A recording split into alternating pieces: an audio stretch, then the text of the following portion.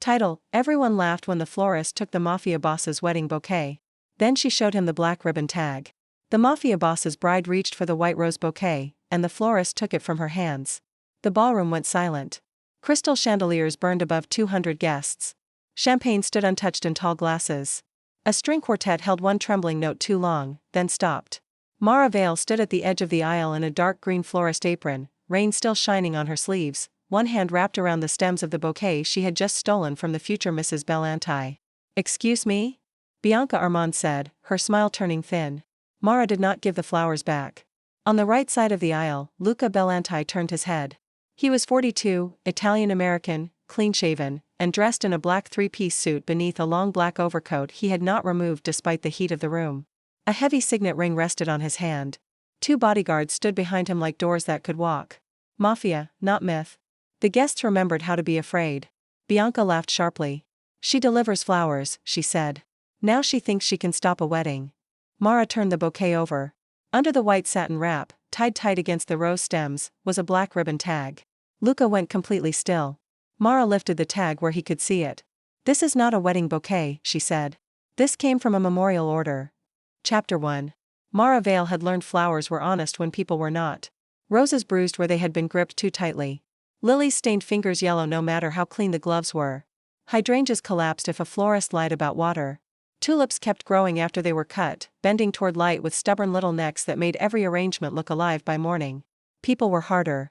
People smiled over invoices they planned not to pay. Brides called at midnight to say blush looked too emotional. Mothers-in-law asked for white lilies after being told the groom's sister had been buried under them. Hotel managers spoke about vendor discretion when they meant unpaid labor with a prettier ribbon.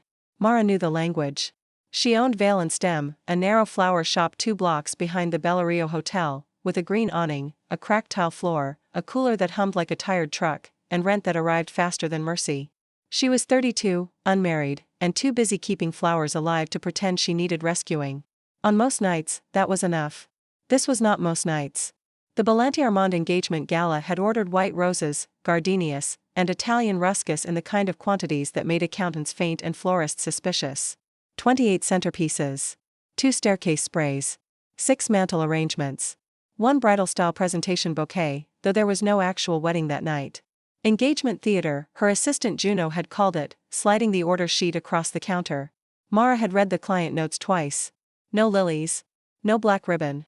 No memorial stock. No funeral cooler items.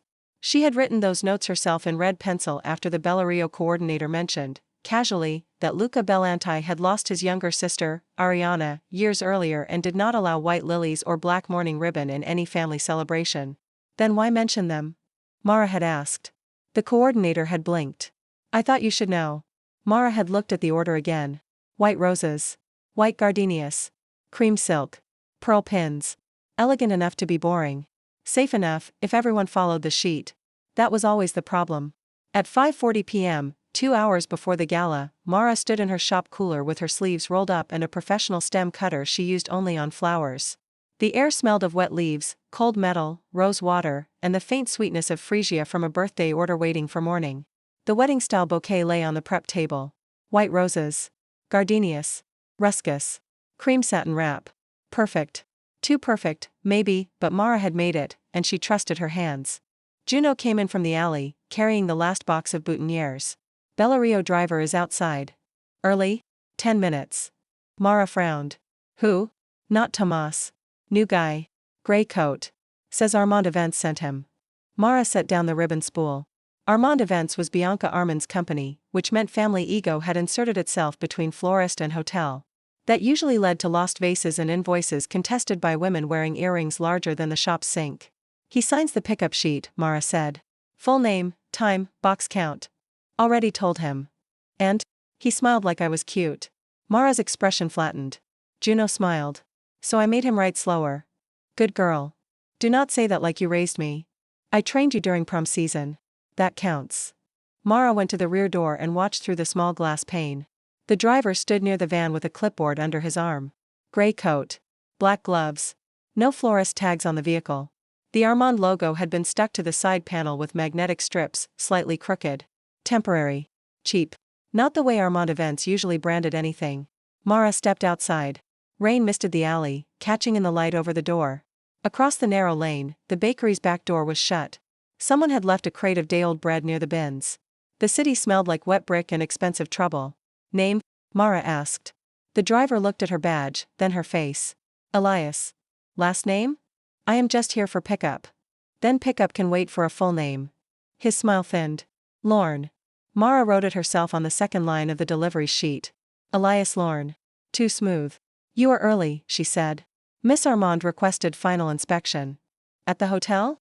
At the hotel. The flowers go directly to the Bellario floral room, not Armand events. Plans changed. Flowers hate plan changes. He did not laugh. That was the first real warning. Men who found florists beneath them usually laughed too much, especially when they wanted something. This one saved his reactions as if they cost money. Mara made him wait while she checked every box. Centerpieces. Stair sprays. Mantelpieces. Boutonnieres. Tablexon. Bouquet. She lifted at last and ran her fingers under the satin wrap out of habit. Smooth. Cream ribbon. Her knot. She looked at the driver. No one opens this until I arrive. You are coming? I install my own gala orders. Miss Armand said the hotel staff could place them. Miss Armand does not own my stems until I am paid. His eyes cooled. Mara smiled without warmth and handed the bouquet to Juno instead of him. Loaded in the front passenger seat, she said. Not the cargo area. The driver objected. Mara did not care. By 6:15, she was in her own van behind him, following the Armand vehicle through slick downtown streets toward the Bellario. She had done this before when an order felt wrong. Rich people loved outsourcing blame. A florist who stayed with the flowers until they were placed had fewer mysteries to solve later. At 6:27, 3 blocks from the hotel, the Armand van turned left instead of right. Mara sat up. No, she said to the windshield. Juno, beside her, looked up from the invoice tablet. What? Bellario loading is right. The van turned into a service court behind the Grand Lumen, the Bellario's sister hotel. Different kitchen. Different floral room. Different coolers. Mara parked behind it. The driver got out fast. So did she. Wrong hotel, she called. He kept walking. Mara followed him into the service entrance, past a line of rolling racks and silver carts covered in linen. A prep cook looked at her apron and did not stop her. People carrying flowers were invisible in hotels. That was one reason they saw everything. She found the van's cargo door open. The bouquet was gone. Her stomach tightened. Where is it? The driver turned with empty hands. What? The bouquet. Hotel took it. Which hotel? Bellario. We are not at the Bellario.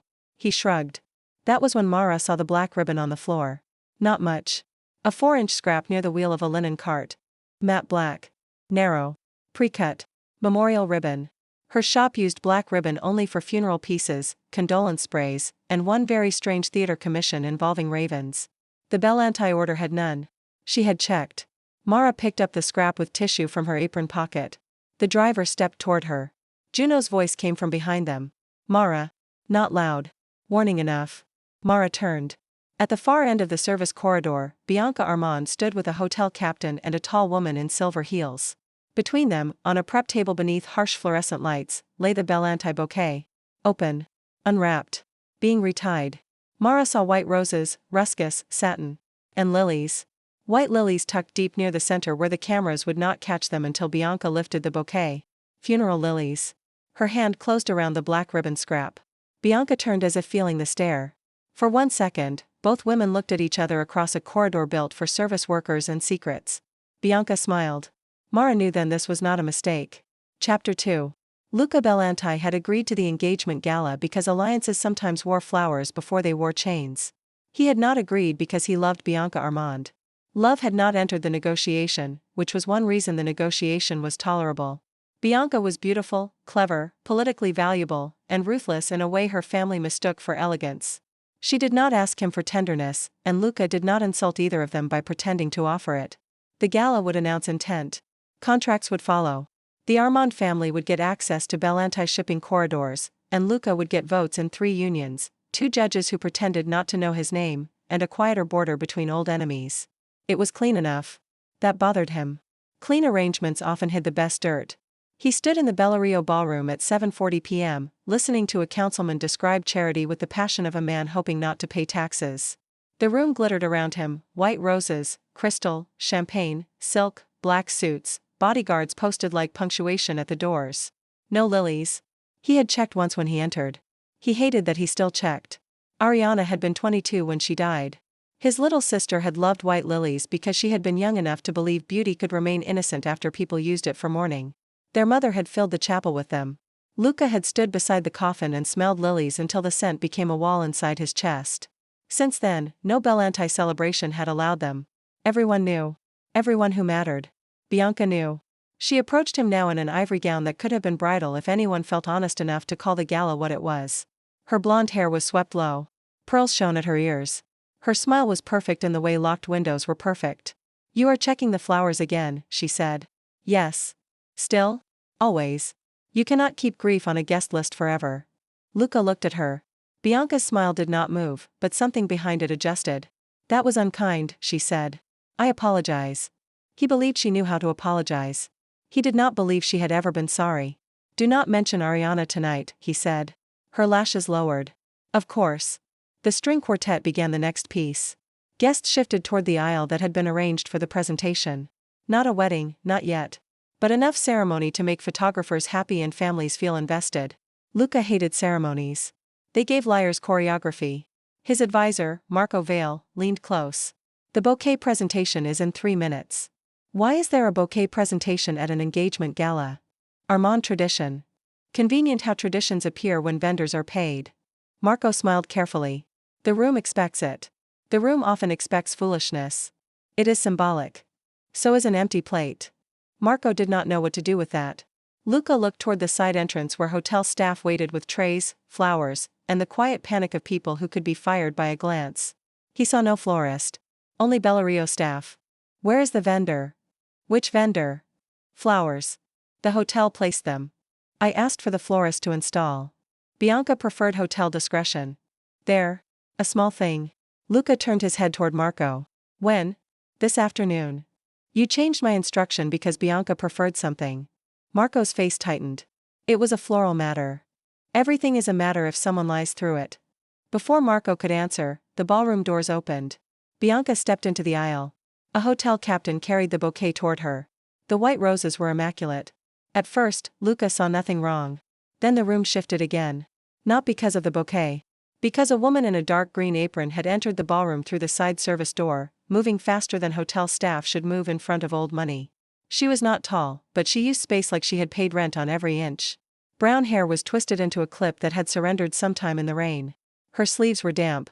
One cheek held a faint green mark from leaf polish. She carried no tray, no apology, and no visible fear. Bianca saw her. The hotel captain saw her. Luca watched the captain go pale. The woman reached Bianca just as the bouquet did. Bianca extended both hands. The florist took the bouquet first. For one strange second, no one understood what had happened.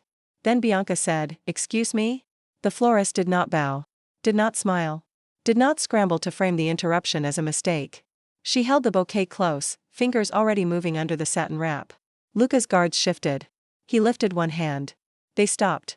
"Put that down," he said. The florist looked at him. Most people looked at Luca and saw power first. Some saw danger. Some saw money. Some saw the stories other people told in low voices. This woman looked at him as if he were another difficult client standing between her and a damaged order. "Interesting." "No," she said. Bianca laughed. "She delivers flowers," Bianca told the room. "Now she thinks she can stop a wedding." "This is not a wedding," Luca said. The room did not enjoy that clarification. The florist turned the bouquet over. Her thumb found something beneath the satin. She pulled. A black ribbon tag slipped free from the stems. The effect on Luca was immediate and private, which meant the entire room felt it. Black ribbon. Not decoration. Not gala. Memorial. "This is not a wedding bouquet," the florist said. "This came from a memorial order." Bianca's smile vanished. "That is absurd." The florist held up the tag. "Then tell me why my bouquet was taken to the Grand Lumen, opened on a hotel prep table, stuffed with white lilies, and retied with black funeral ribbon." The words struck the room one by one. White lilies. Black funeral ribbon. Luca felt Ariana's name before anyone said it. The ballroom blurred at the edges. Not from weakness. From memory with teeth. He smelled chapel lilies. Heard his mother break around a sob. Saw his sister's hand beneath white satin, too still for a girl who had always moved even in sleep. The florist saw his face change. So did Bianca. Bianca recovered first. Luca, this vendor is clearly unstable. He removed. The florist lifted the black tag higher. There was writing on it. Small. White ink on black ribbon. Luca did not step forward. He could not. Not yet. Read it, he said. The florist looked at him, and for the first time, her expression shifted. Not pity. Permission offered without softness. Ariana Bellanti, she said. Memorial cooler. Hold for private family handling. The ballroom broke into whispers. Luca's hand closed around nothing. Bianca whispered, I did not know. The florist said, you were in the service corridor when they retied it. Bianca turned on her. You are lying. No. I am angry. Something cold and clean moved through Luca. Anger, yes. But under it, another small thing. The florist had not said she was frightened. She had not said she was offended.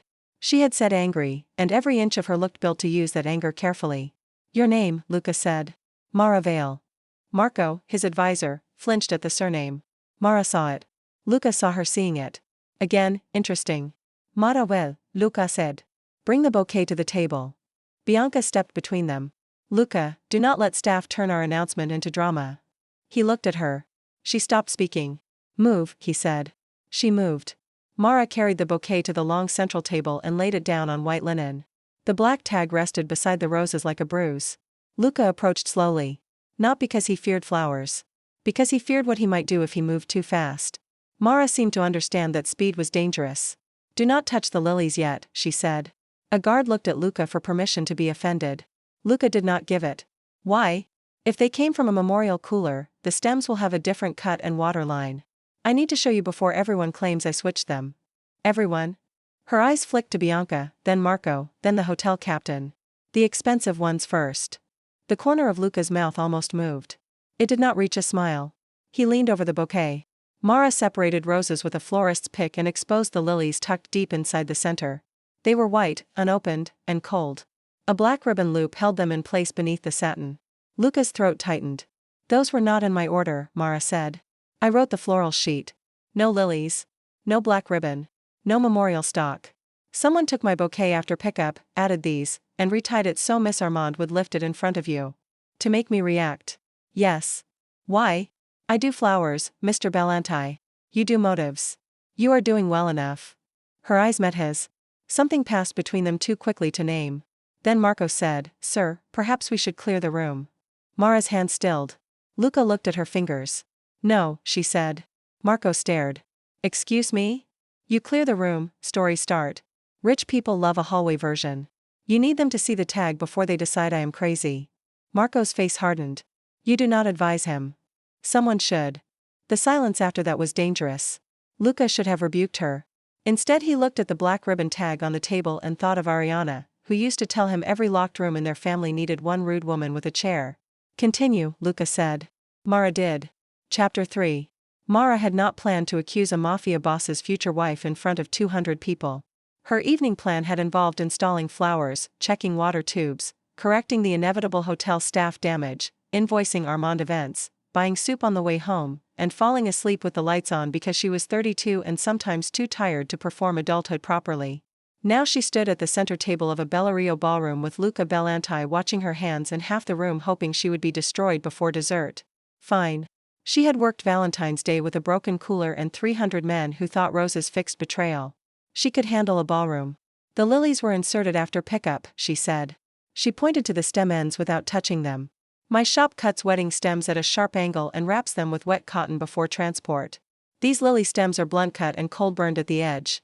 They came from a memorial cooler, likely held near freezing. Bianca laughed once. You expect anyone to believe a florist can tell that? Mara looked at her. You expect anyone to believe a bride cannot tell funeral ribbon from wedding satin? The guests whispered again. Good. Whispers were bad for private truth but useful for public pressure. Luca said, Memorial cooler where? Grand Lumen Service Court. You saw this? I saw the van turn there. I followed. I saw Miss Armand in the service corridor near the open bouquet. I saw a woman in silver heels retie the stems. I saw black ribbon on the floor. Bianca lifted her chin. Then where is your proof? Mara pulled a folded tissue from her apron pocket and opened it. The black ribbon scrap lay inside. Small. Ordinary. Enough. Luca's advisor Marco went pale around the mouth. Mara clocked it. She clocked everything now. Marco's surname was Vale, too, which could be coincidence, except coincidence had a bad habit of arriving with expensive shoes. Luca noticed her glance. You know him? No. Marco said, my name is common. Nothing about you looks common, Mara said. That got a startled breath from someone down the table. Luca almost smiled again, which did nothing helpful to Mara's concentration. He was not handsome in the soft way. He was too controlled for softness, too watchful for ease. But when something like amusement moved behind his eyes, it suggested a locked house with one light still on. Dangerous thought. Ignore it. She turned back to the bouquet. There will be a cooler pull sheet, she said. Memorial stock is logged separately. If the lilies came from Grand Lumen, someone signed them out. Bianca looked at the hotel captain. Too fast. Luca followed the look. The captain began sweating under his collar. Name, Luca said. Peter Hales, the captain whispered. Who signed out the lilies? I do not know. Mara picked up the black tag with tweezers from her apron. This tag knows. Marco snapped, enough theatrics. It has a prep number. That shut him up. Mara turned the tag over. On the back, under a smear of cooler wax, was a tiny stamped code. GLMEM 417. Grand Lumen Memorial Cooler, Order 417, she said. Luca did not move. His stillness was becoming more frightening than anger would have been. Whose order? Mara looked at him. There was no kind way to say it in that room. There was only a clean way. Ariana Bellanti hold stock. Bianca said, that is impossible. Not terrible. Not, who would do that? Impossible. Mara heard the difference. So did Luca. Why impossible, he asked. Bianca's mouth parted. Marco stepped in. Because those records should be sealed. There it was. Mara looked at Marco. You knew the records existed. He realized too late what he had said. Luca's head turned slowly. Marco. One word. No volume. The air bent around it. Marco swallowed. I meant only that family memorial records are usually private. Usually. Yes. But this code came from memory? No. Then how? The room held itself still. Mara did not interrupt. She had done her part for the moment. Working women survived powerful rooms by knowing when to speak and when to let a lie fill its own grave. Marco looked at Bianca. Bianca did not look back. That was answer enough for Mara. Maybe not for a judge. Enough for a sister's brother. Luca removed one glove slowly. Mara did not like that.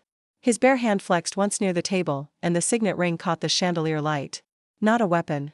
Worse in some rooms. Authority. No one leaves, he said. The bodyguards moved to the doors. The guests froze. Mara stepped closer to the bouquet. Luca looked at her. Do not move the flowers, she said. His eyebrows lifted. You think I was going to? I think grief makes hands stupid. The ballroom went dead quiet. No one spoke to Luca Bellanti that way. Mara had not meant it as an insult. That was the problem. Truth came out faster than diplomacy when she was tired and angry. Luca stared at her. Then, incredibly, he looked down at his own hand. It was inches from the lilies. He drew it back. What should I touch? He asked. Mara's breath caught. Not because he obeyed. Because he asked. The table edge, she said. If you need to hold something. He placed his hand flat on the table edge. The gesture was small. The effect was not. The Mafia Boss had been told where to put his hand by a florist in a green apron, and he had done it. Every woman in the room noticed. Every man did too, but with less understanding. Now, Luca said, voice controlled, tell me how to prove who ordered this. Mara nodded once. We start with the cooler. Chapter 4. They did not clear the ballroom. Mara insisted, and Luca surprised everyone by agreeing. Instead, he moved the guests away from the central table and had the quartet play again, softly, because silence gave panic too much room. Champagne was removed. Doors were held. Phones were collected from the inner circle but not from every guest, because Mara said making 200 rich people surrender phones would create more spectacle than truth. Luca listened. That kept unsettling her. He looked like a man built to command stone, weather, and old debts. He should have dismissed every word from a florist with wet sleeves. Instead he kept turning toward her as if her practical knowledge had become the only stable object in the room. Grand Lumen Cooler, he said as they crossed the service corridor between hotels. Mara walked beside him, not behind. His bodyguards hated it. She could feel them hating it, which did not make her shorter. Memorial prep room, she said. Different from event floral. Why? Because funeral flowers are often held colder and longer. Wedding flowers get handled for shape and color. Memorial stock gets handled for timing and condition. Also because grief has its own paperwork. He looked at her. You say that like you know. I do. He waited. She did not elaborate. They reached the Grand Lumen service elevator. The hotel captain, Peter Hales, used a key card with shaking hands. Bianca walked behind them with her lawyer now present, her silver heels clicking like small accusations. Marco stayed near Luca but had gone quiet. Mara watched his hands. Clean nails. No flour residue. A faint black smudge on the side of one thumb. Ribbon wax. Maybe. She looked away before he noticed. The memorial cooler was in the lower prep level, past catering storage and beside a room full of folded chairs. Cold air breathed through the door seal. On the wall hung clipboards, laminated handling notes, and a printed sign asking staff to respect the dignity of memorial orders. Mara almost laughed. Hotels love dignity when it could be laminated. Open it, Luca said. Peter did. The cooler smelled of water, stems, cold plastic, and lilies. Luca stopped at the threshold. Mara felt it before she saw it. His breath changed. The scent hit him like a hand around the throat. For a man like Luca, the reaction was tiny, one pause, one tightening at the jaw, one slow blink. But Mara stood beside flowers for a living. She knew when a stem bent under weight. You do not have to go in yet, she said quietly. Behind them, Bianca made an impatient sound. This is becoming dramatic. Mara turned. Then stopped performing. Bianca's eyes sharpened. Luca did not move, but his attention came back. I will go in, he said. That is not the same as needing to. I need to see. Then look from here first. He stared at her. Not angry. Frustrated, maybe, that she kept placing choices where his instincts expected commands. From here, she repeated. He looked into the cooler. Racks of white lilies. Carnations. Condolence sprays. Wrapped stems. Black ribbon spools. Gray buckets labeled by order numbers. Mara stepped inside first. Cold wrapped around her arms. She checked the tags along the left rack. GLMEM, 411. 414. 416. 417. Empty. Of course. Order 417 was pulled, she said. Peter whispered, it might have been completed. Then the completion sheet will say where it went. He did not answer. Mara turned to the clipboard. The line for 417 had been signed out at 6:02 p.m. By M. Vale. The room changed again. Luca saw it over her shoulder. Marco Vale said, that is not my signature. Mara said, no. Everyone looked at her. She pointed at the signature. It is too round. Someone copied the name from a printed staff list or email. Real signatures get lazy under pressure. This one is trying to be pretty. Are you a handwriting expert now? Bianca asked. No. I sign delivery sheets 80 times a week and catch rich assistants forging approvals every Friday. Luca looked at Marco. Did you sign? No. Did you know the order number? Marco hesitated. Mara saw it. Luca saw her see it. Yes, Marco said finally. Why? Because your sister's memorial stock remained on family hold. I review those records quarterly. Luca's voice dropped. I told you to close that account. Marco said nothing. The cooler seemed colder. Mara's anger shifted shape. This was worse than a prank, worse than a social ambush, worse than flowers weaponized for power. Someone had kept a dead woman's name active in a hotel memorial system, like a key on a hook, waiting for the right night to use it. Who had access to the account? Mara asked. Marco looked at her like he wanted to erase her from the room. Luca answered. Marco. Me. My aunt, before she died. The family office. Bianca said softly, and your mother. Luca turned to her. Mara went still. There. Not mother as hook, not mother as plot center, but a name dropped to redirect grief toward a safer target. Luca's expression turned unreadable. Mara stepped between his line of sight and Bianca's face. Not fully. Not dramatically. Enough. No, she said. Bianca blinked. Excuse me? You do not get to throw another woman's name into this cooler because you are cornered. The air went sharp. Luca looked at the back of Mara's head. She could feel it. Bianca laughed without humor. You know nothing about this family. I know you just reached for the easiest grieving woman in the room and hoped he would look away from the signature. Bianca's face colored. Mara turned to Peter. Where is the security camera for this cooler? There is no camera inside. Outside? Service hall. Show it. Peter looked at Luca. Luca did not look away from Mara. Show her. Her. Not me. That mattered, and it should not have. Peter led them to a security office that smelled like burnt coffee and carpet glue. The guard on duty looked like he wanted to vanish into his monitor bank. Luca's men took positions near the door. Bianca's lawyer began objecting. Nobody cared. The footage from 6:02 showed a hotel staffer in a black vest entering the cooler with a clipboard. Not Marco.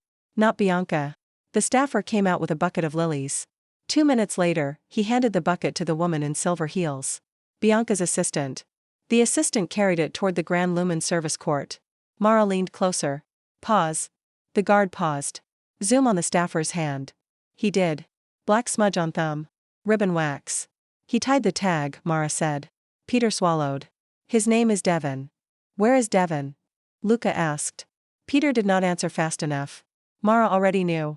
Gone, she said. Peter nodded miserably. Bianca's lawyer said, this proves only a handling error. Mara turned.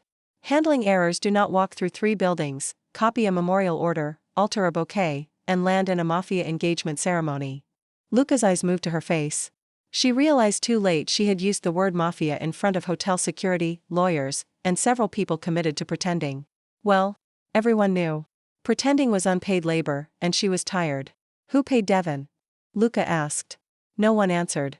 Mara looked at the black ribbon scrap in her tissue. Florists are paid after delivery. Hotel staff are paid on payroll. Event assistants are paid by invoice.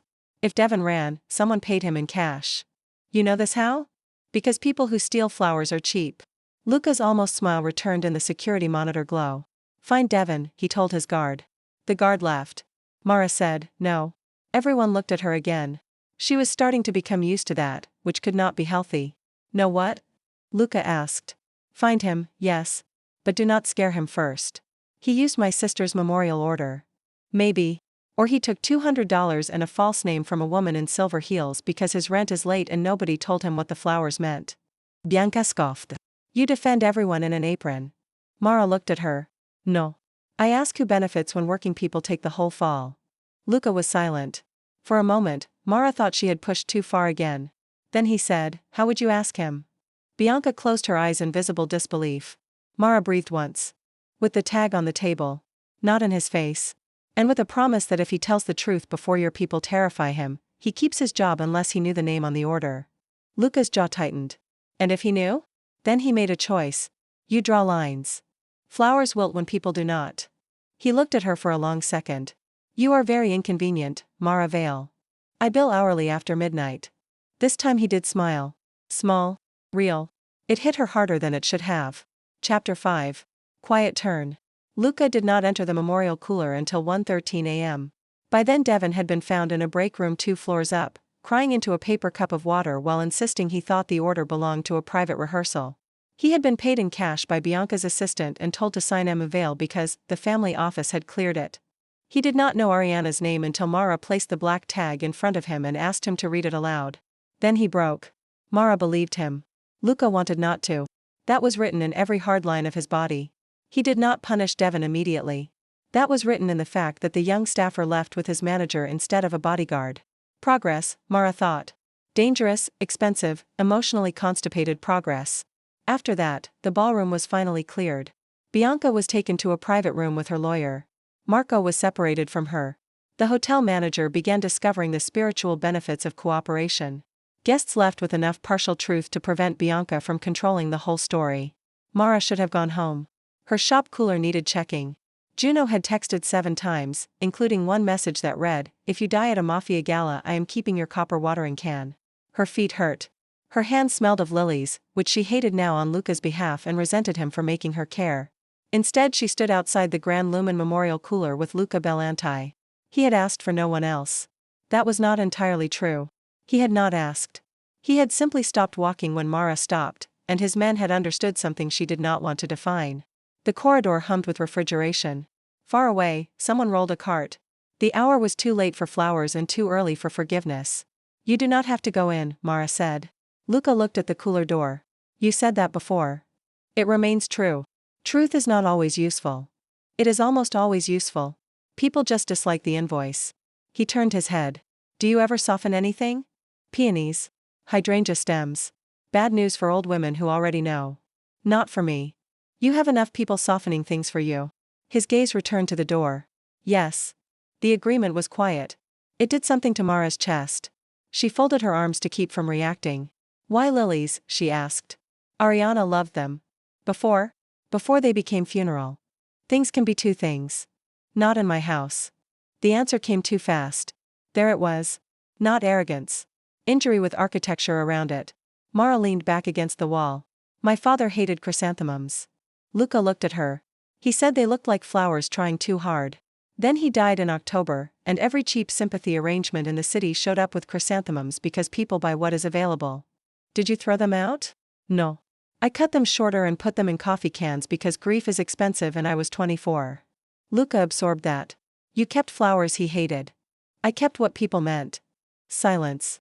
Not empty. Working. Mara pointed at the cooler door. You keep treating grief like a locked room. But someone just used the key because you refused to look inside.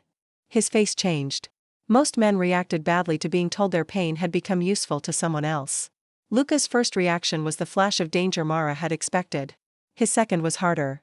He listened. Say that again, he said. No. His eyes cut to hers. No. You heard me. I am not here to make the sentence prettier. For 1 second, the corridor seemed to hold its breath. Then Luca looked back at the door. What should I do? The question was quiet enough to be private.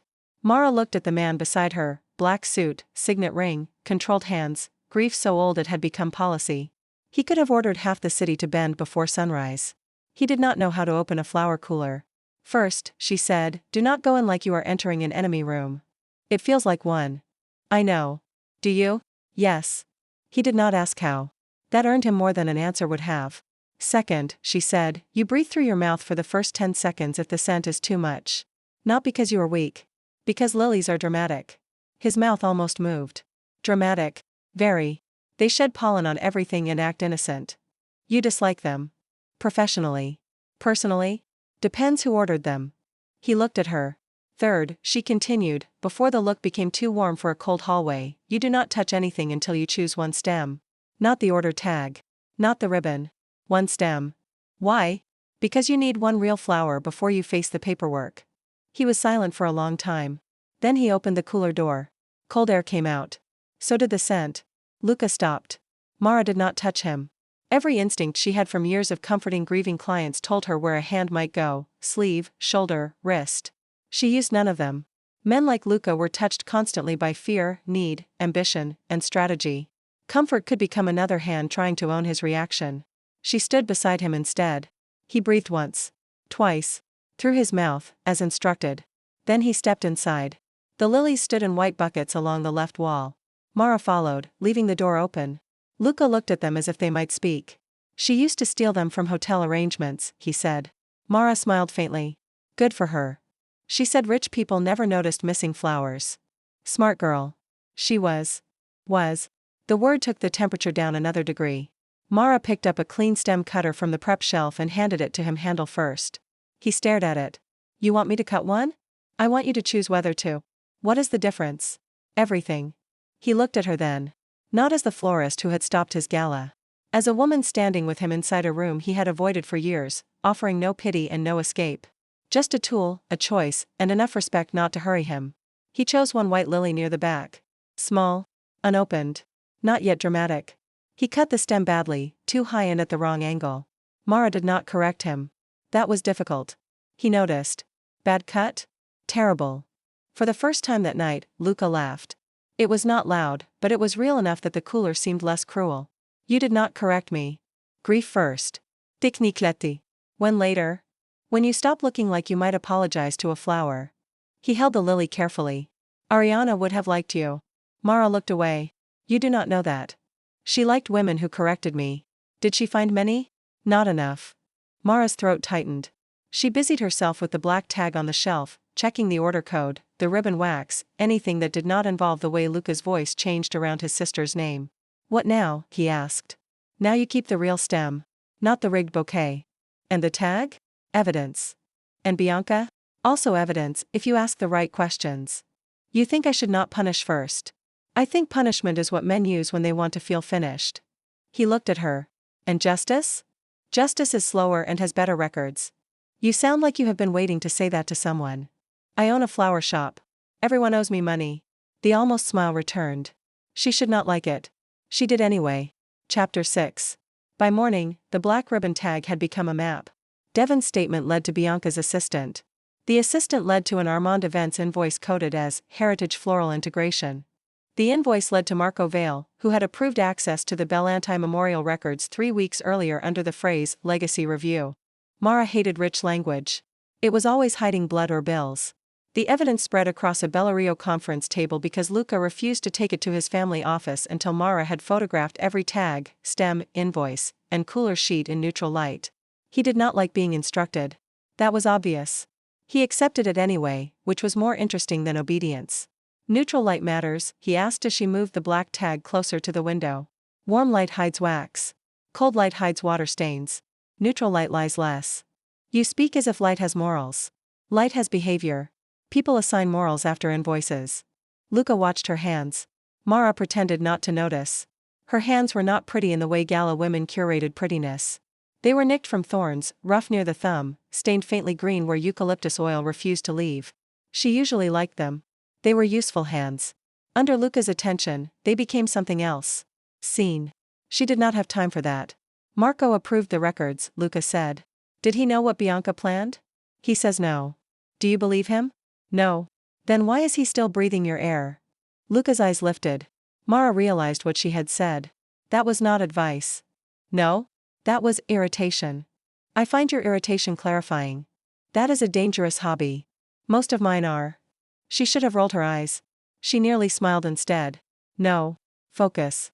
Bianca entered at 8:10 a.m. in a gray suit, looking like she had not slept and was furious at everyone who might notice. Her lawyer followed. Marco was already seated at the far end of the table, face hollow. Mara stood by the window with the black tag in a clear evidence sleeve. Bianca saw her and stopped. Why is she here? Luca did not look at Bianca. Because she knows the flowers. This is family business. You put family business in her bouquet. I did not. Mara said, then you will not mind explaining why your assistant carried order 417 from the memorial cooler. Bianca's lawyer spoke. Miss Armand will not respond to unsupported claims. Mara lifted a folder. Supported claims are in order by timestamp. Luca's mouth changed. Mara ignored it because she was enjoying herself too much already. 6:02, she said. Devon signs out Memorial Order 417 under the copied name Mara Vale. 6:06, your assistant receives the lily bucket outside the cooler. 6:11, Armand Event Service Court camera shows the bucket placed beside my bouquet. 6:18, the bouquet wrap is opened. 6:24, black ribbon is tied under the satin. 6:27, I arrive and see you near the prep table. Bianca looked at Luca. You are letting a vendor prosecute me. No, Luca said. I am letting the vendor read. Mara liked that so much she almost forgave the word vendor. Almost. Bianca sat. Fine, she said. The flowers were symbolic. The air changed. Even her lawyer looked at her. Luca's voice remained low. Symbolic of what? Of grief controlling you. Mara went still. Bianca continued, and perhaps because she had lost the room, she decided to burn it. Everyone knows Ariana is the locked door in your head. Your rivals know. Your allies know. You cannot marry, negotiate, or host a dinner without someone checking whether a flower will upset you. I wanted you to face it publicly. To prove you could function. Luca did not move. Mara knew stillness by then. This was not control. This was impact. She stepped forward and placed the black ribbon tag on the table between them. No, she said. Bianca looked up. Excuse me? That is not what you wanted. You have no idea what I wanted. You wanted him to lose control in front of witnesses so the revised alliance terms could be presented as necessary management. Bianca's pupils shifted. There. Mara leaned over the table, palms flat. You wanted the room to say he was unstable. You wanted his people embarrassed enough to sign whatever kept the Armand family close. You used a dead woman's flowers because you did not think service people could tell memorial ribbon from wedding satin. Silence. Luca looked at Mara as if the floor had moved and she was the only fixed point. Bianca whispered, you are very proud for a flower girl. Florist, Mara said. No one cares. Luca said, I do. 2 words. Very quiet. Mara felt them too deeply. Bianca did too, judging by her face. Luca stood. The engagement is over. Bianca's lawyer began to speak. No, Luca said. The lawyer stopped. The Armand family will receive a formal notice of breach by noon. Marco's access to family memorial and archive records is revoked. Devon keeps his job pending review because he told the truth before my men found him. Your assistant will be questioned with counsel. And you will not say my sister's name again. Bianca stood slowly. You would throw away an alliance over flowers? Luca looked at the black tag. No. Over the belief that my grief could be used as a leash. Mara's throat tightened. Bianca turned to her. Enjoy being useful.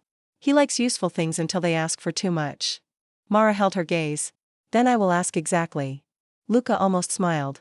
Bianca saw that too. It was the final insult. She left with her lawyer and what remained of her dignity arranged around her like a torn veil. Marco did not leave. He looked at Luca.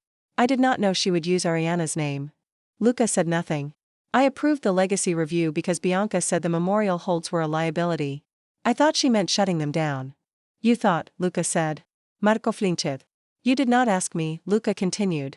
You did not ask why the account was still open. You did not ask who had the right to touch it. You decided grief was paperwork. Marco lowered his head. You are dismissed from family advisory pending review. Marco looked stricken. Luca. Leave. He left.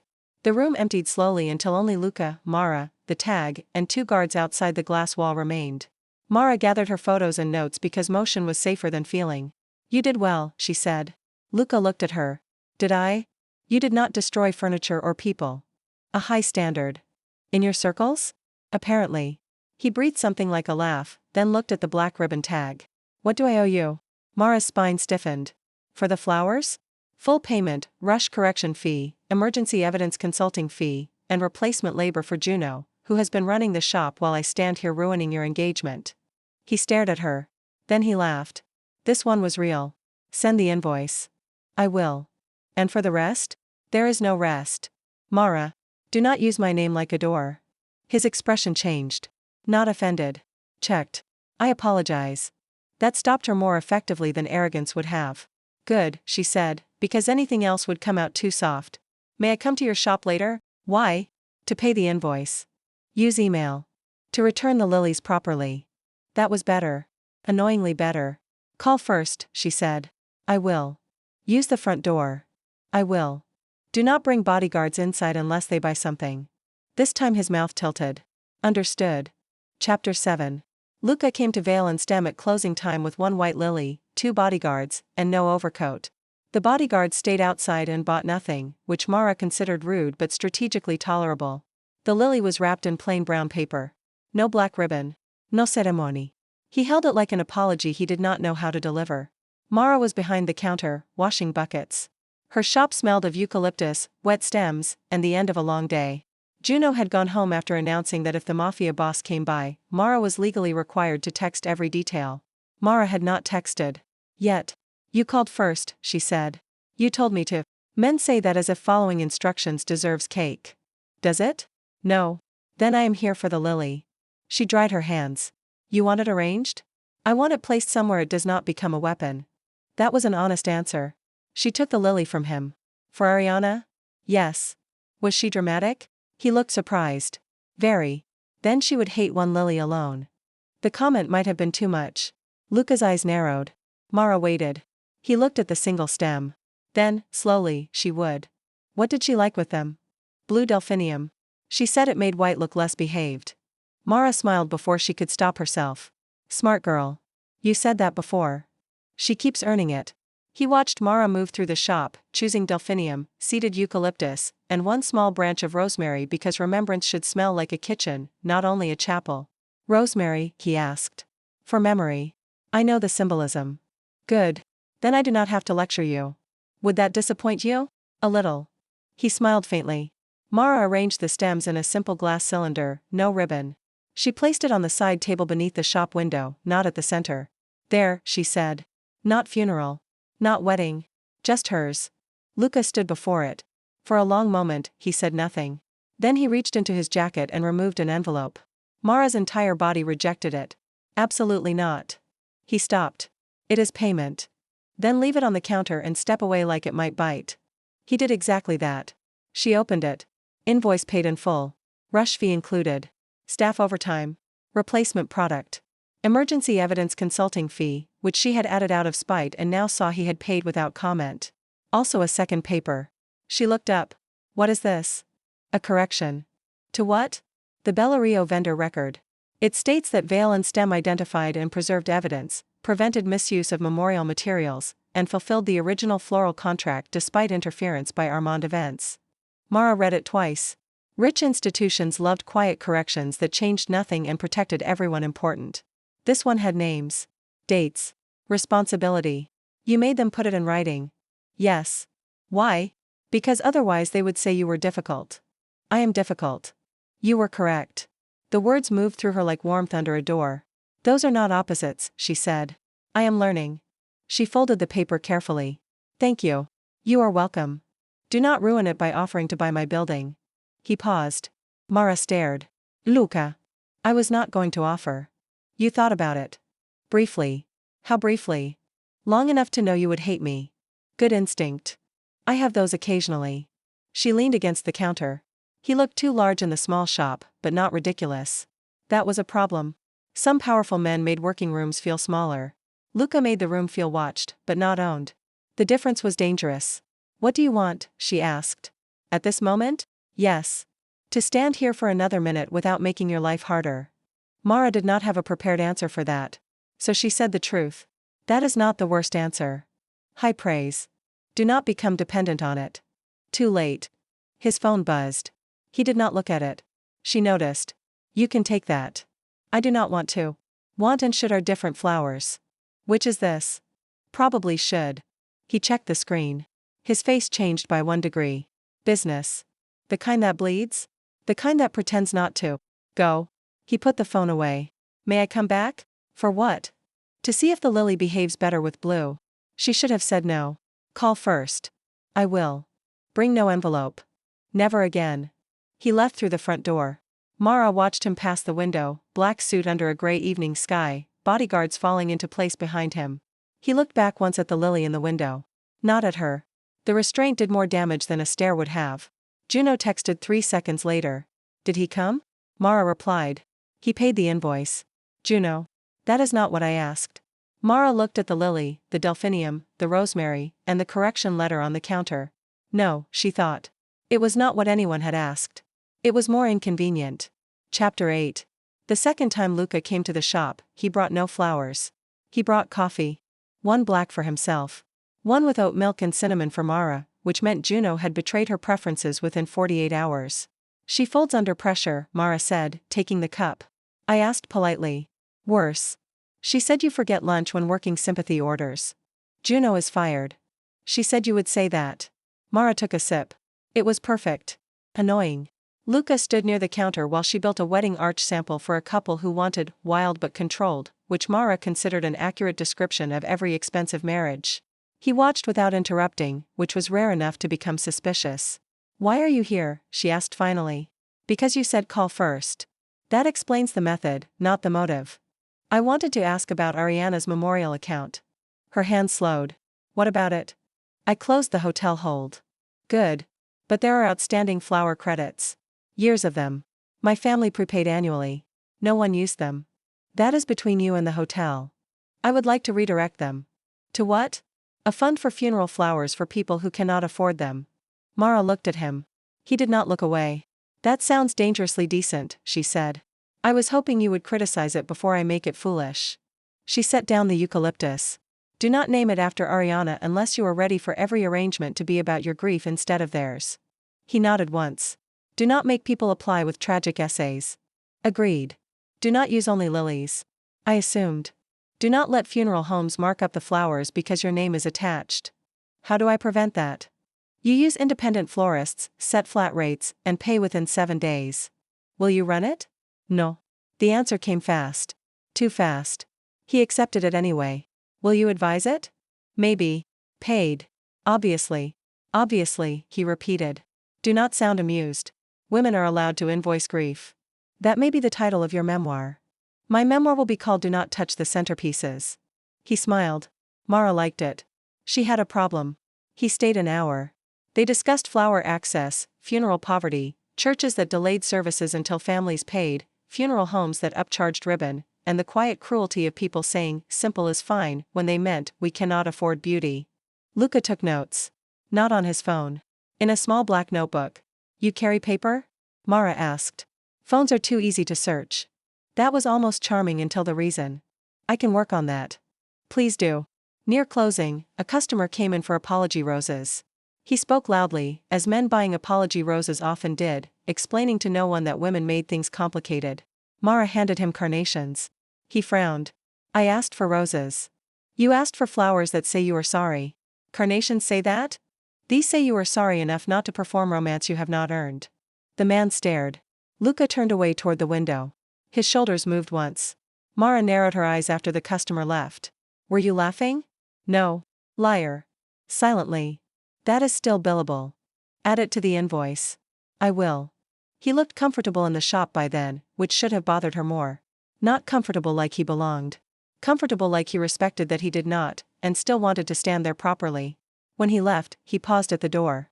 Mara. Yes? Would you have dinner with me? There it was. No crisis. No ballroom. No evidence table. No dead sister's name between them. Just a question in a flower shop after closing, with buckets drying upside down and eucalyptus leaves on the floor. Her heart moved before her judgment approved. Why? He did not answer quickly. Good. Because you are the only person I know who can make mercy sound like procedure, he said. Because you corrected my grief without humiliating it. Because I want to hear what you say when no one is trying to weaponize flowers. Mara stared. Did you write that down? No. It was too good. I have been practicing honesty. It occasionally improves. She wanted to say yes. That made her cautious. One dinner, she said. His face changed, very slightly, as if he had been waiting without letting himself expect. 1. Public place. Of course. No restaurant you own. That removes several. Good. No bodyguards at the next table? They can sit in the same restaurant if they order and tip like normal people. I will warn them. Do that. Friday? Sunday. Wedding deliveries Friday. Sunday. And Luca? Yes? No lilies. His expression softened in a way that did not look weak at all. No lilies. Chapter 9. Their first dinner was at a family-owned Thai restaurant where the owner knew Mara because she had once saved his daughter's wedding orchids from a freezer malfunction. Luca arrived in dark charcoal instead of black. Mara noticed. He noticed her noticing. Too cheerful, he asked. Reckless. I will try to survive. The bodyguard sat 2 booths away and ordered noodles.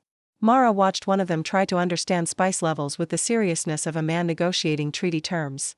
He will suffer, she said. Yes. You warned him. No. Cruel. Educational. Dinner should have been awkward. It was not. That was alarming. Luca asked about flowers, but not in the decorative way. He asked which stems traveled badly, which brides cried for reasons unrelated to weddings, which funerals were hardest, what clients misunderstood about beauty. Mara answered more than she meant to. He listened as if every practical detail might reveal a law of the universe he had missed. When she asked about his work, he did not insult her with lies. He did not give details either. He said, I keep certain kinds of violence away from people who would otherwise meet it alone. Sometimes I fail. Sometimes I become one of the kinds that should have stayed away. Mara set down her fork. That was honest. Too much? No. But not enough to become noble. I know. Do you? I am learning. She liked that answer. She hated that she liked it because it was becoming a pattern. After dinner, he walked her to her van.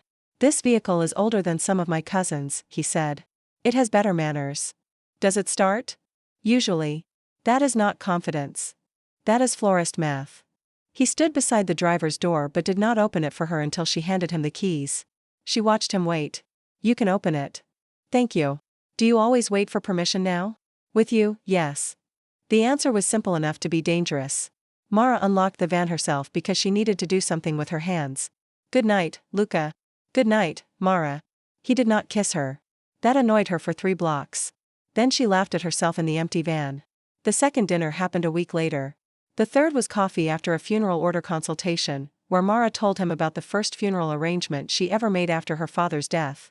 It had been for a woman who loved yellow daisies, and Mara had cried into the bucket because grief for strangers sometimes found the cracks grief for family had left behind. Luca did not touch her hand until she turned it palm up. Then he did. His fingers were warm, careful, and scarred in places that did not match a soft life. You make beautiful things for hard rooms, he said. That is the job. No, he said. That is you. She looked down at their hands. Careful. I am trying. Try harder. I can. And he did. 2 months passed in small permissions. He came by the shop after calling first. She met him for dinner when schedules allowed. He funded the funeral flower program through a trust that did not bear his name, then let Mara yell at the draft contract until it respected independent florists as paid professionals instead of charitable decorations. He never sent lilies. Once, he sent a single packet of delphinium seeds with a note. For White to look less behaved. Juno screamed when she saw it. Mara pretended not to. The first kiss came in the shop cooler, which Mara considered inconveniently on brand. They had been arguing about whether the funeral flower fund should include transport costs for rural services. Luca said yes. Mara said yes, but with local florist choice. They both said yes too firmly, which meant the argument was not about the fund anymore. You are impossible, she said, standing between buckets of roses and eucalyptus. You say that when you mean I am not wrong. No, I say different things when you are not wrong. This is impossible. Mara. Do not use that voice. What voice? The one that makes simple things complicated. He stepped closer, then stopped. Always stopped. It was going to ruin her. May I kiss you? He asked. Her breath caught. The cooler hummed. Flowers waited in cold water around them, dramatic and innocent. Yes, she said. He kissed her like a man who understood permission was not a small thing. Careful first. Then warmer when her hand moved to his jacket. He tasted faintly of coffee and restraint, and Mara discovered restraint could break beautifully when invited. When they parted, his forehead rested against hers. No lilies, she whispered. He laughed quietly. No lilies. Chapter 10. Bianca's final attempt came not through flowers but through reputation. She gave an interview to a society magazine that never printed truth if access could be substituted. She described the broken engagement as a private grief episode exploited by a vendor with ambitions beyond her station. She did not name Mara, which somehow made it worse. Everyone in the right circles knew. By noon, 3 upcoming clients had paused contracts with Veil and Stem. By 1, a wedding planner suggested Mara issue a polite clarification. By 2, Juno had created a list titled People We Hate in purple marker. Mara was calm until the 3rd cancellation. Then she went into the cooler and threw a bundle of bad carnations into the compost bucket with enough force to alarm the roses. Luca arrived at 3 because Juno called him. Mara was not pleased. I did not call you, she said. I know. You should not come every time something happens. I agree. Yet here you are. Yes. Why? He held up a magazine. Because this is not something happening. This is something being done. She hated how much she needed that distinction. I can handle it. I know. Then why are you here? To ask how you want it handled. That stopped her. He was learning too well. It was making anger harder to use. Mara took the magazine and read the paragraph again. Vendor. Ambitions. Station. Station. The word sat under her skin like a thorn. She thinks I want her place, Mara said. Do you? No. Then say what you want. My contract's back. Good. My name not whispered like I seduced a grieving man for flower money. Also good. And I want every woman who works with her hands to stop being called ambitious like it is theft. Luca's eyes warmed. There she is. Do not look pleased. I am furious. I know. You enjoy me furious. I respect you furious. Enjoyment is a separate matter. Luca. Yes? I want to answer publicly, but not defensively. Then do that. With what platform? My shop newsletter? You have a gala next week. Charity garden luncheon. Hosted by? She looked at him. Bianca's aunt. Convenient. You are suggesting I walk into another rich room with flowers and a point. No. I am suggesting you walk into a room you already contracted, do excellent work, and choose whether the point comes with it. Mara considered. Then she smiled. Juno, from behind the counter, whispered, oh, that is her scary face. The charity garden luncheon ordered pastel arrangements for 12 tables and a main arch. Mara kept the pastels because she was not unprofessional. She added one thing. At each table, tied beneath the vase where only seated guests would notice, she placed a small black ribbon tag. Not memorial ribbon. Matte black, printed in white. Ask who did the work. No names. No accusations. No scandal. Just a sentence. By the time Bianca's aunt found the first tag, half the room had already found theirs. Women turned vases. Men frowned. Servers smiled into their trays. Wedding planners took photos. 3 florists Mara knew texted her within 10 minutes. Luca attended, not as her escort but as a guest whose presence made several people reconsider their posture. Bianca was there. Of course she was. She approached Mara near the arch after lunch. Still fond of little tags? Bianca asked. Mara adjusted a spray of sweet peas. They keep telling the truth. You think this makes you look dignified? No. My work does that. Bianca's mouth tightened. Luca appeared beside Mara, but not in front of her. That mattered. Bianca looked between them. You cannot possibly think this lasts. Mara said, the flowers? This. You mean him listening to me? Bianca smiled. Mara smiled back. I do not need it to last for your comfort. Luca looked at Mara as if she had rearranged the room again. Bianca left without a clean exit line, which was satisfying.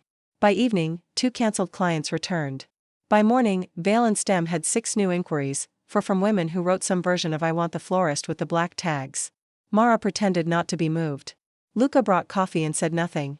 Smart man. Chapter 11. The confession came in a greenhouse. Not a grand one.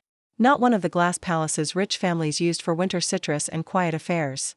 This greenhouse belonged to the funeral flower program's first community partner, an old nursery run by 3 sisters who argued constantly and grew the best delphinium in the county. Mara and Luca drove out to inspect the first funded harvest. He drove. She allowed it after confirming the car had no ridiculous privacy partition and that his driver did not look wounded by temporary unemployment. The greenhouse was warm, damp, and alive. Rows of blue delphinium stood beside rosemary, stock, snapdragon, and buckets of white lilies grown for families who wanted them and no one else. Luca stopped before the lilies. Mara stood beside him. He did not flinch now. That did not mean grief was gone. It meant grief had somewhere to stand. Ariana would have stolen these, he said. The sisters would have chased her. She would have enjoyed that. I believe it. He turned toward her. There was soil on his sleeve because one of the sisters had handed him a tray and he had accepted it without looking betrayed by labor. His black shoes had mud on them. He looked less perfect and more present. Mara liked him too much. That had become the truth. Not convenient. Not safe. Not simple. But true. I love you, he said. The greenhouse did not go silent. Water dripped. Fans hummed. One of the sisters shouted about mislabeled rosemary in the next row. The world kept working. Mara appreciated that. Grand silence made ordinary truth too heavy. She looked at Luca Bellanti, Mafia Boss, dangerous man, difficult student of permission, brother of a dead girl who loved white lilies, and the only man who had ever made her feel more seen without making her feel displayed. That was not a question, she said. No. Good. You do not have to answer. I know. I wanted you to know before I found a way to make the sentence strategic. Her throat tightened. That is the most you thing you have ever said. Unfortunate. Accurate. He waited. Mara looked at the delphinium, at the lilies, at his muddy shoes, at her own hands. There was a small cut near her thumb from wire. Green stain near her nail. Work on her skin, always. She lifted her hand. He took it only after her fingers reached his. I love you too, she said. His face changed. Not into triumph. Into awe. He tried to control and failed. That failure was beautiful. He bowed his head over her hand and kissed her knuckles. That was dramatic, she said, though her voice did not have much strength. I am Italian and emotionally damaged. She laughed. He smiled against her fingers. Then one of the sisters shouted, if you two are done having feelings, someone important looking is standing on the irrigation hose. Luca looked down. He was. Mara laughed so hard she had to lean against a table. Luca stepped off the hose with dignity that fooled no one. Later, in the car, he asked, may I take you to dinner tonight? We are in mud. After mud. Romantic. I am expanding my range. Good. I like range. He took her to a small place near the river with no lilies, no reporters, and a waiter who treated Luca like any other difficult reservation because Mara had called ahead and threatened to bring her own flowers if they fussed. They ate. They argued about whether delphinium was too fragile for summer heat. They kissed outside under a street lamp, not hiding, not performing. For the first time in years, Luca walked through the city and did not scan every flower arrangement for a ghost. He still scanned exits. Mara did too now, sometimes. Love did not remove danger. It taught you who would tell you where the door was. Chapter 12. 1 year after the black ribbon tag, Vale and Stem opened a second cooler. Not for weddings. Not for hotels. For the flower fund. It sat in the back room beside the old one, labeled in Mara's handwriting. Community orders. Ask first. The first order inside was not lilies. It was sunflowers, blue delphinium, rosemary, and 3 white roses for a woman named Mrs. Alvarez, whose grandson had come in with cash folded into a library receipt and said his grandmother hated sad flowers. Mara had not charged him. The fund had. Paid in full. 7 days. No pity discount. No tragic essay. Just flowers for a hard room. Luca came by before the delivery left. He wore black, because some habits did not need to die for a man to grow. But his tie was dark green, chosen by Mara months earlier after she informed him that looking like a beautiful threat every day was visually lazy. Juno approved the tie. Mara pretended not to. You are early, she said. I was told community orders leave at 8. You were told by a traitor named Juno. Juno shouted from the front, I prefer communications director. Luca looked at the new cooler. Ask first, he read. Program rule. Good rule. Mine often are. Yes. He said it without irony. That still got to her. On the wall between the two coolers hung the original black ribbon tag, pressed under glass. Not centered. Mara would not allow centered shrines. Shrines made people dramatic and impractical. Beside it was the ribbon scrap from the service corridor, the corrected Bellario vendor letter, and a small photograph of the first delphinium harvest. Luca touched the edge of the frame, not the tag. I hated this thing, he said. You were supposed to. Now it reminds me someone noticed. Mara leaned against the work table. That is a better use for it. He turned to her. Ariana's birthday is next week. Mara went still. What do you want to do? He smiled faintly. That is what I was going to ask you. I asked first.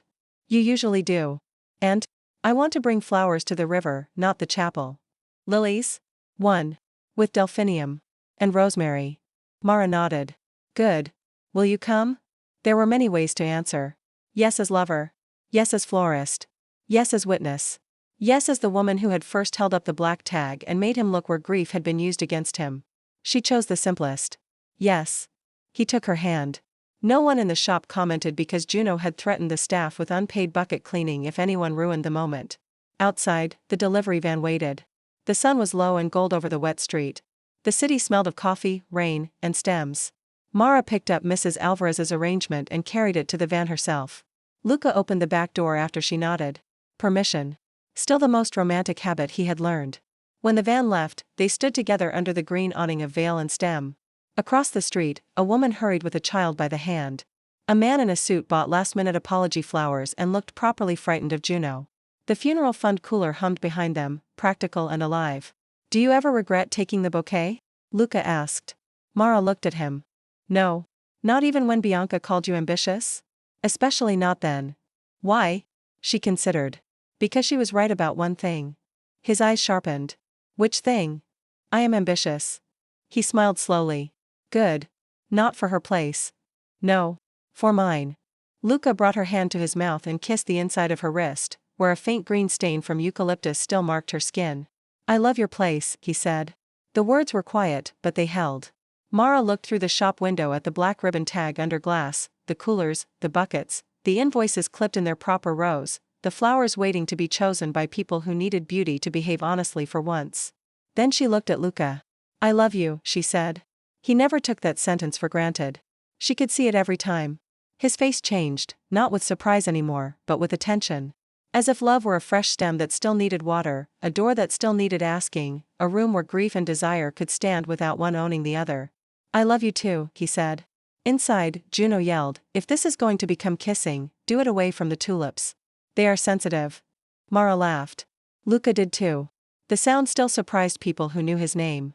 It no longer surprised her. Later that evening, after closing, Mara took the black ribbon tag down from the wall for cleaning. Luca watched from the counter while she wiped the glass. Careful, he said. It is a tag, not a relic. It changed my life. Then it should tolerate dusting. He accepted that with the grace of a man who had learned correction could be affection if offered by the right woman. Mara set the frame back in place. The black ribbon tag lay flat under glass.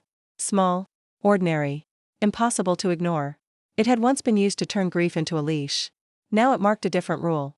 Ask first. Look closely. Do not mistake protection for ownership. And never laugh when the florist takes the bouquet before the mafia boss sees what is tied beneath the flowers.